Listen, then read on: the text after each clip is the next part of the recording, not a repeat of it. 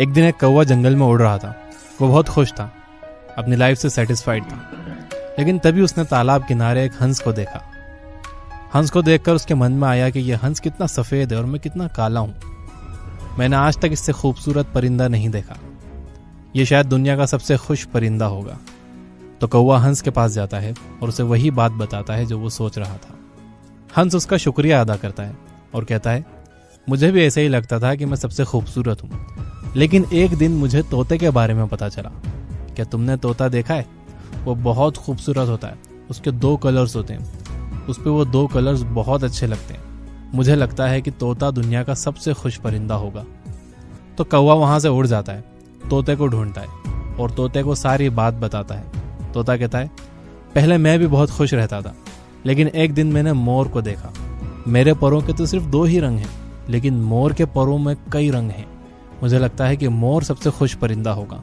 तो कौवा निकल पड़ा मोर को ढूंढने। मोर उसे मिला एक चिड़ियाघर में। कौवा मोर को देखकर हैरान हो गया।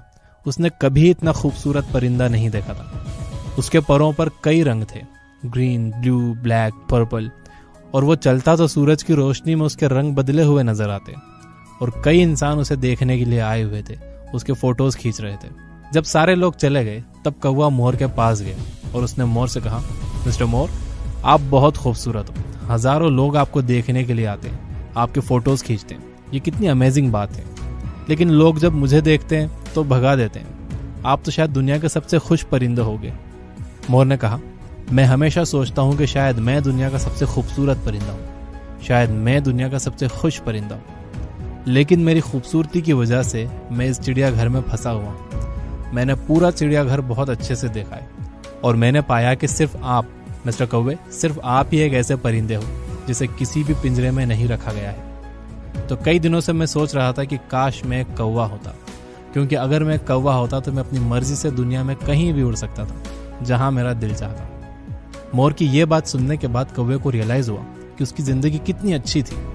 उसे अपनी किसी भी चीज की कदर नहीं थी।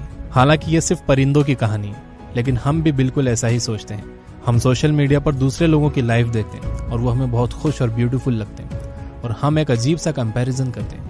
हम सोचते हैं कि काश हम भी इतने खूबसूरत होते, हमारी भी ऐसी जिंदगी होती तो हम कितने खुश होते। और हमारे पास जो है हम उसकी कदर नहीं करते, और ये चीज़ हमें दुखी करते ही जाती, हमें कभी खुश होने नहीं देती।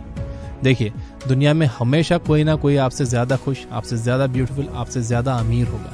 कंपैरिजन के इस खेल में दुनिया का कोई भी इंसान नहीं जीत सकता। जिन्हें देखकर आप खुद को कंपेयर कर रहे हो, वो भी इस खेल में नहीं जीत सकते। दुनिया के सबसे खुश लोग वो नहीं होते जिनके पास सब कुछ होता है। दुनिया के सबसे खुश लोग वो होते हैं जो अपने पास जो भी है उसके लिए शुक्रगुजार रहते हैं।